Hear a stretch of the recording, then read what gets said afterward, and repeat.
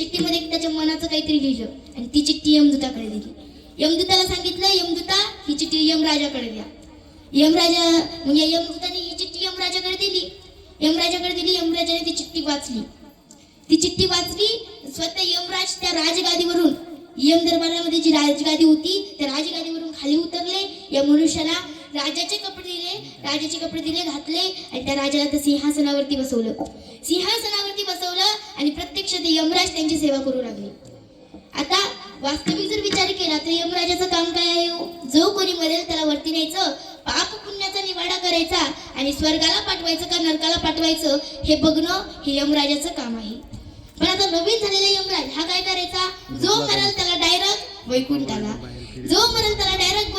वैकुंठात गर्दी झाली. वैकुंठाची देवता भगवान विष्णू म्हणू लागले, कधीतरी एखादा मनुष्य वैकुंठाला यायचा, असा कोणता संत महात्मा जन्माला आला या मृत्यू लोकामध्ये यायची? सगळेच यायले वैकुंठाला, कारण संत संगतीमध्ये गेलं की माणसाचा उद्धार होतो. कोणता संत महात्मा जन्माला आला? कधी एखाद्याने वैकुंठे जावे, ते तीही वैकुंठीची केली आगवे. कधीतरी एखादा मनुष्य यायचं या वैकुंठामध्ये. आता तर रोजच येईल, तर काय विषय झाले बाबा बघावं म्हणून हे भगवान विष्णू यमराजाकडे आले, यम दरबारामध्ये आले. जरा लांबूनच बघितलं तर काय, पुढे सिंहासनावरती तो माणूस बसलाय आणि त्याची सेवा करत यमराज बसले. आता भगवान विष्णूला आश्चर्य वाटलं, कोणी यमराज प्रत्यक्ष त्या माणसाची सेवा करत होते. भगवान विष्णूने त्या यमराजाला असं खुणवलं आणि इकडे बोलवलं आणि बोलवल्याच्या नंतर म्हणाले, का हो यमराज, तुम्ही काही वेडे तर झाले नाही ना? ते म्हणाले, काय झालं? मग भगवान विष्णू म्हणाले, तुम्ही त्या माणसाची सेवा का करताय आणि त्याला का सिंहासनावरती बसवले?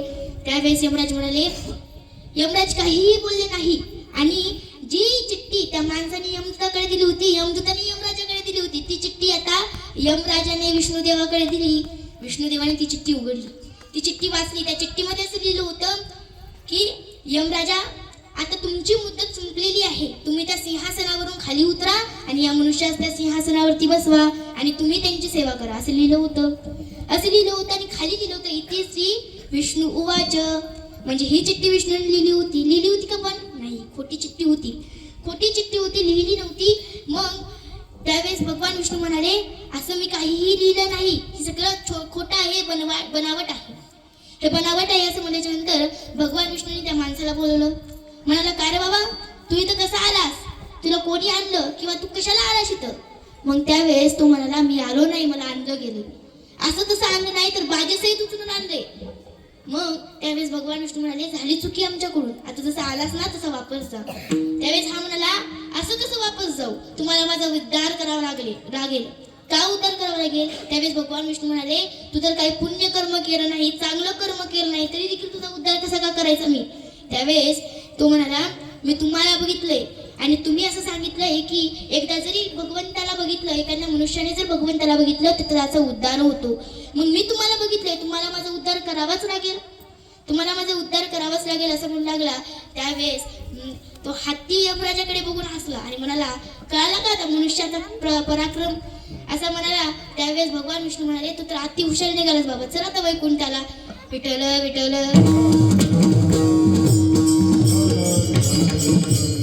म्हणजे बघा, या ध्यात आलेल्या मनुष्याने जर एका चिठ्ठीमुळे यमराजाला जर घुमवलं असेल तर विचार करा, मग हा मनुष्य देह किती हुशार असेल, हा नरदेहात आलेला जीव किती हुशार असेल. मग एवढा हुशार असा नरदेह आहे, या नरदेहात आलेला मनुष्य इतका हुशार आहे, पण हा नरदेह एक दिवस जाणार आहे. मग एवढी चांगली बुद्धी जर आपल्याला दिला असेल, एवढी चांगलं डोकं जर आपल्याला दिलं असेल, एवढा चांगला नरदेह जर आपल्याला दिला असेल, तर मग आपण काय केलं पाहिजे? जगद्गुरु तुकोबाराय म्हणतात, तुम्हाला सगळं काही मिळालेलं आहे, मग तुम्ही काय करा तर क्षणाक्षणाला विचार करा. कशाचा केला? त्रयभवसागरातून तारून जाण्याचा करा. का करा? कारण हा नरदेह नाशिवंत आहे, एक दिवस नाशिवंत नाशिवंत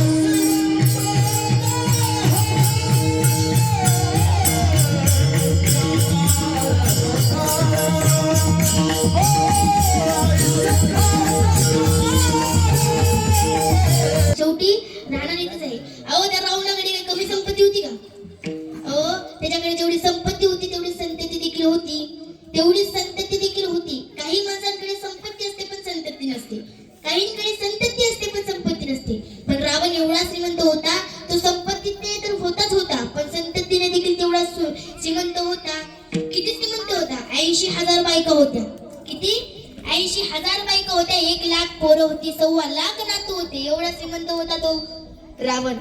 आणि पैशाला तर कमीच नव्हती बापूकडं, खूप पैसा होता. पण काहीतरी गेलं का शेवटी? काहीच नाही गेलं महाराज. त्याच्यासोबत काहीतरी गेलं का? सांगते कमली गेली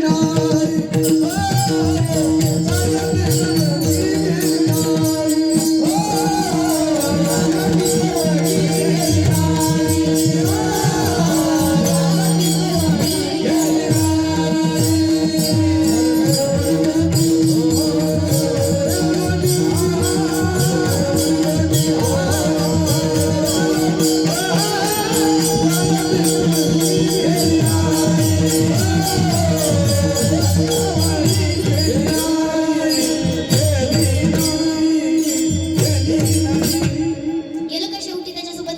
काहीच नाही गेलं. मग या पैशाला काय करायचंय? पण काही महाराज लोक एवढी चिंगूस सांगूच शकत नाही. पैशासाठी काही पण करायला स्वतः जीव देखील द्यायला तयार आहेत. तुकाराम महाराज वर्णन करतात, तुका म्हणे धनासाठी देते प्राण. तुकाराम महाराज म्हणतात की धनासाठी लोक प्राण देखील द्यायला तयार आहेत महाराज. एकदा असाच एक पाटील होता. पाटलाकडे एवढे पैसे. आता पाटील गावचा पाटील म्हणल्यावर पैशाला काही कमी, खूप पैसे होते. पण पाटील चिंगूस होता. आणि एकदा एक ब्राह्मण आला त्यांच्या घरी आणि म्हणाला, पाटील बुवा, तुम्हाला जर असं वाटत असेल हे सगळा पैसा तुमच्या जवळ राहावा तर एकदा इंद्रायणीचं स्नान करा तुम्ही. एकदा इंद्रायणीचं स्नान करा म्हणून सांगितलं. पाटील म्हणाले ठीक आहे. ब्राह्मण गेला ब्राह्मणाच्या घरी. पाटील म्हणाला आता कधी जावं स्नान करायला गेले. तिथं जर आपल्याला कोणी भेटलं तर पैसे द्यावे लागतील म्हणून पाटील म्हणाला कधी जावं अशीच 15 वाडे एकादशी कालच झाल्या. अशी एकादश आली. एकादश आल्याच्या नंतर आता गावची लोक निघाले पंढरपूरला, आळंदीला. एक जण आला, म्हातारा बुवा असा झाला. म्हातारे आजोबा आले आणि म्हणाले, पाटील बुवा चला आळंदीला जाऊन येऊता. मग या पाटलाला आठवलं आपल्याला ब्राह्मण बुवाने सांगितलं होतं एकदा तरी इंद्रायणीचं स्नान करा. मग पाटील म्हणाले ठीक आहे चला तर चला. निघाले गेले, पायीवारी करत गेल्याच्या नंतर इंद्रायणीमध्ये स्नान करायला सगळे गेले. गावचे एका साईडला आणि पाटील एका साईडला. का? पैसे द्यावे लागतील ना. कोणी जर असं भेटलं, एखादा आंध्र आला मागत होता पैसे तर द्यावे लागतील ना. लोकांच्या तिकड नाही दिले काय म्हणतील, गावचा पाटील आहे पण 1 रुपया देईना असं म्हणतात. म्हणून पाटील जरा लांबच गेला आंघोळीला. आणि इकडे तिकडे बघू लागला. कोणी बघतंय का आपल्याला? आंघोळ करायला का ते बघते का म्हणून याने उडी मारली. अशी उडी मारली, भुकला आणि तो बघून बाहेर निघाला. याला वाटलं कोणीच बघितलं नाही काय ना. तेवढ्यात तिकडून वासुदेवाला, भगवंत होता बरं का, तो वासुदेव नव्हता.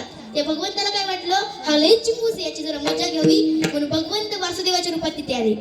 भगवंत आल्याच्या नंतर वासुदेव हरी असं म्हणत आले आणि म्हणाले, बाबा काही जर मदत होत असेल तर आम्हाला करा असं म्हणू लागले. नंतर पाटील बुवा म्हणले, बाबा माझ्याकडे काय आता काही नाही, इथं नाही, पण आमच्या रूमवर आमच्या मठावर जर आला असता देतो तुला असं म्हणले आणि तिथून पळ काढली. आता वासुदेव भगवंत होते, याला भगवंताला काही माहित नसणार असं बोलली का. भगवंत रात्रीच्या वेळी मठावर तिथे पण म्हणाले, वासुदेव हरी. पाटील बुवा आहात का मठात? पाटील बुवा बाहेर आले, म्हणाले, वासुदेवा तुला माफ करा पण इथेही मी पैसे आणले नाही, आमच्या घरी यावं लागेल. मग वासुदेव म्हणाले, आता पाटलाला वाटलं घरी कशाचा येतो, इथं आलाय पण. वासुदेव म्हणाले ठीक आहे बाबा. गेले वासुदेव वापस. तर पाटील गेला घरी गेल्याच्या नंतर आता 2 दिवस झाले घरी गेला. आणि मग वासुदेव एका दिवशी आले, भगवंताने पुन्हा आवाजला, पाटील आहात का घरात? लगेच पाटलाला कळालं वासुदेव आलाय. म्हणलं की पाटलाने आपल्या बायकोला सांगितलं, ऐकतेस का ग? ऐक बरं का, वासुदेव आलाय आणि मला पैसे मागतोय. मला पैसे नाही द्यायचे. मी मरण्याचं सोंग करतो, तू रडण्याचं सोंग कर. ती म्हणाली बरं. मग त्या पाटील बुवा असं झोपला आणि त्याच्या अंगावर एक पांढरं चादर टाकलं आणि ही रडत बसली, माय माझा नवरा गेला. मोठ्या रडू लागली. वासुदेव म्हणाला, भगवंत रूपी वासुदेव होते, त्यांना सगळंच माहित असते. हे म्हणाले जरा मज्जाच घेऊता. वासुदेवाने सांगितलं, काय झालं माय? माझा नवरा गेला, आता गेला म्हणल्यावर वासुदेव म्हणाले आता जाऊ दे, गेला तर गेला, आता आलो तर अंतिम संस्कार करूनच जातो, अंतिम संस्कार करून जातो म्हणल्यावर काय महाराज. यानं सगळी गाव गल्लीच केली गोळा, गाव गल्ली गोळा केली. सगळ्यांना सांगितलं चला चला चला, पाटील बुवा गेले, पाटील बुवा गेले. गेले म्हणल्याच्या नंतर काय सगळेच गोळा झाले, अंतिम संस्कार सुरू झाला. बघता बघता 4 खांदी दिली त्यांना, दिंडी काढायला लागली, त्यांची अंत्ययात्रा काढायला लागले. तरी पाटील उठना, शेवटी सरणावर गेले. वासुदेव म्हणाले उठता का नाही पाटील? ते म्हणाले हट. उठता का नाही? हट. शेवटी सरणावर ठेवलं तरी उठता का नाही? हट. अहो शेवटी त्याच्या वरी डिपल्या नसल्या तरी उठायला तयार नाही. जाळ दिल्याच्या नंतर या आता इकडून तिकडून आता भगवंत होते, भगवंताला दया आली. भगवंत म्हणाले पाटील आता उठा, तुमचा पैसा फिटला. लगेच पाटील म्हणाले आता हा पट्ट्या उठला. विठ्ठल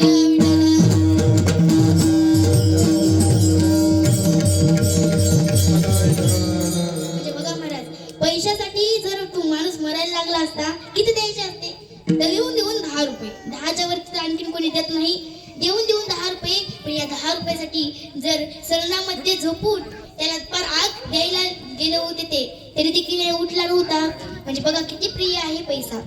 पण हा नरदेह नाशिवंत आहे. या नरदेहामध्ये आल्याच्या नंतर आपण एक दिवस नाशी पावणार आहोत. मग या नरदेहाचा काही फायदा नाही, माझ्या संसाराचा विचार करून देखील काही फायदा नाही.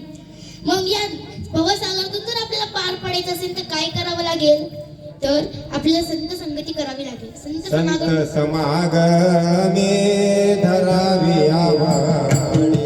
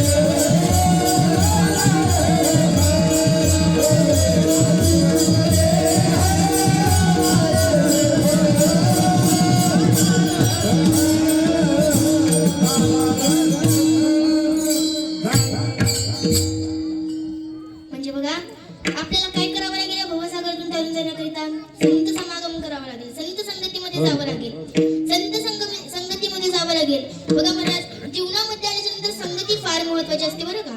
माणूस हा घडतो ही संगतीनं आणि बिघडतो ही संगतीनं. माणसाने जर चांगली संगत केली तर माणसाच्या जीवनामध्ये काहीतरी 2 गोष्टी चांगल्या होतात. पण माणसाने जर वाईट संगत केली तर त्याच्या जीवनामध्ये काहीतरी वाईट घडतं. कबीर महाराज वर्णन करतात, सज्जन को सज्जन मिले होई दो बात, और गधी को गधा मिले खाए दो रात. चांगल्या माणसाला जर चांगला माणूस भेटला तर काहीतरी जीवनामध्ये चांगल्या 2 गोष्टी घडतात. पण वाईट माणसाला वाईट माणूस भेटला की काही ना काहीतरी वाईट घडतं. म्हणून माणसाच्या जीवनामध्ये संगती फार महत्वाची असते. मग संगत कुणाची करावी? नेमकी संगत करावी संत महात्म्यांची. कारण संत महात्म्यांची जर संगत केली तर जीवनाचा उद्धार होतो. कुणाच्या जीवनाचा उद्धार झाला? एक चोर होता. चोर कोण होता? हा चोर वाल्याकोळी. वाल्याकोळी अत्यंत पापी होता. काय काम करायचा? जंगलामध्ये मुख्य दरवाजाला थांबायचा, मुख्य वाटेला थांबायचा आणि जो कोणी व्यक्ती त्याला थांबवायचा त्याच्याकडे जे काही धनधान्य आहे ते लुटायचा आणि नाही दिलं तर त्याला ठार मारायचा.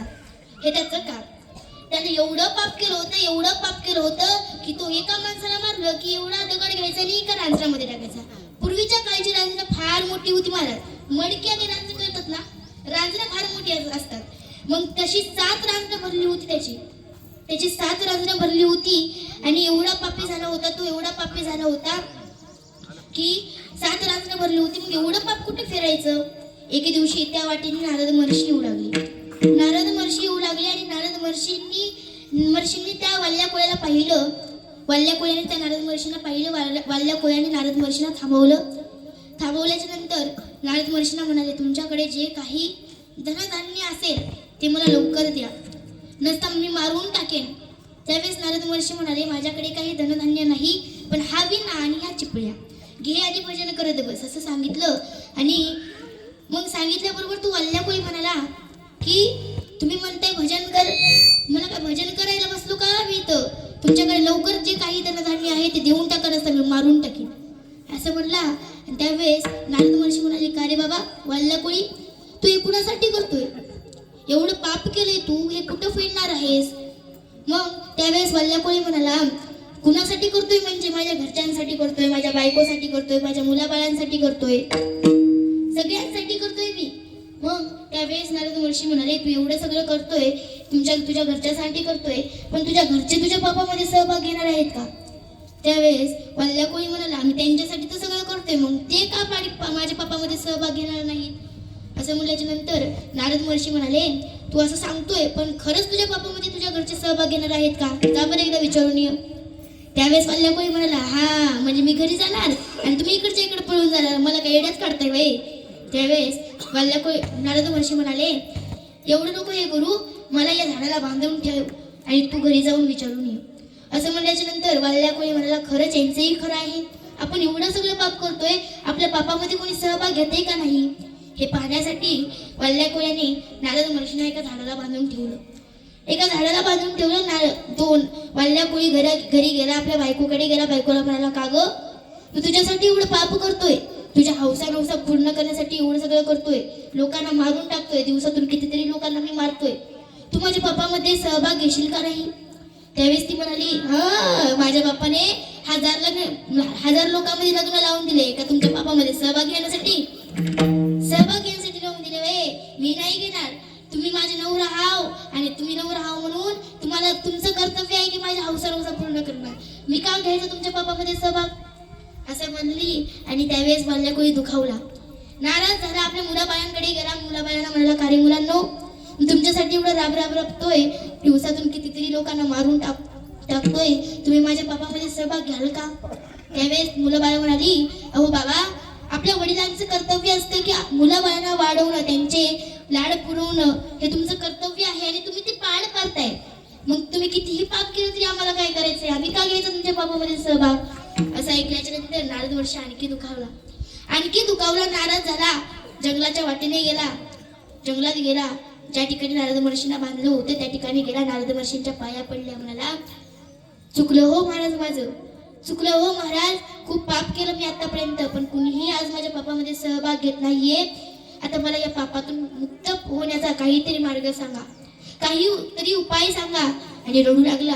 त्यावेळेस नारद महर्षी म्हणाले, आता याच्यावरती एकच उपाय आहे, ते म्हणजे राम नावाचा तू जाप कर आणि जीवनाचा उद्धार करून घे. नारद महर्षी पुढे म्हणायचे राम, आणि वाल्या कोळ्याला मागं म्हणायला सांगायचे, पण त्याला राम देखील म्हणता येत नव्हतं महाराज, एवढा पापी झाला होता. मग त्यावेळेस नारद महर्षी म्हणाले, तुला सहज का नाव घेताय ना, आता उलट तरी मरा. उलटा नामे स्मरण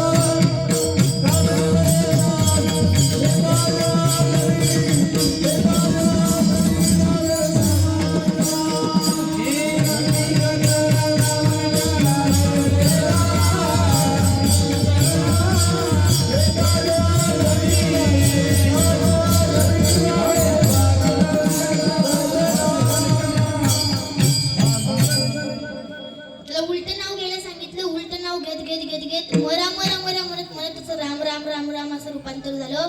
शेवटी पाहता पाहता उलट्या नाव घेत तर मरा होऊ लागलं. एवढं नामस्मरण केलं एका वाल्ल्या कोळ्याचा वाल्मिक ऋषी झाला.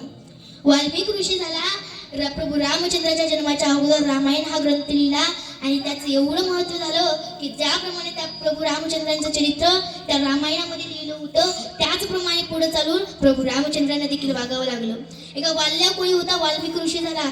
म्हणजे बघा, संत संगती त्याला खूप वेळाची लाभली होती का?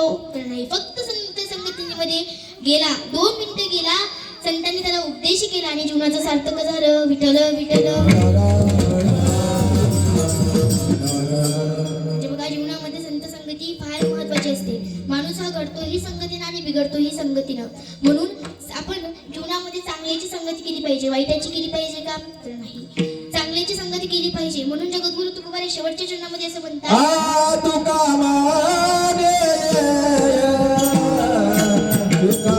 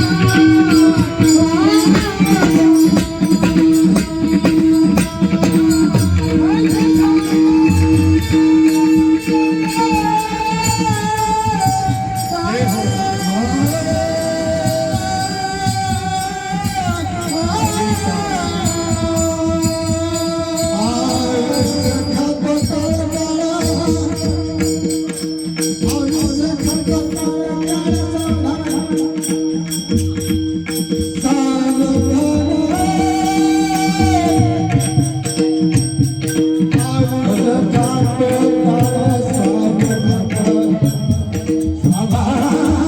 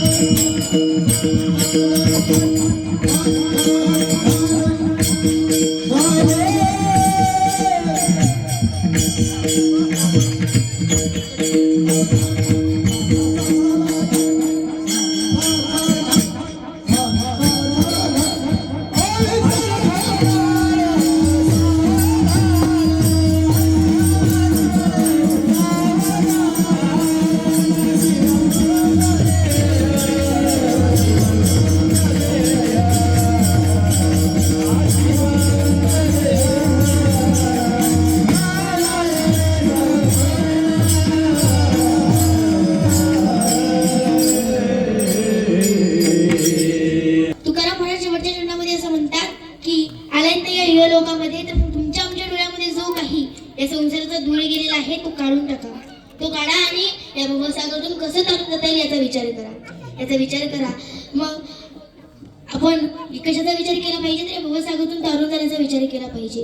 जाता जाता एवढंच सांगेन, आई वडिलांची सेवा करा. कारण या जीवनामध्ये आल्याच्या नंतर दोन व्यक्ती अशा असतात,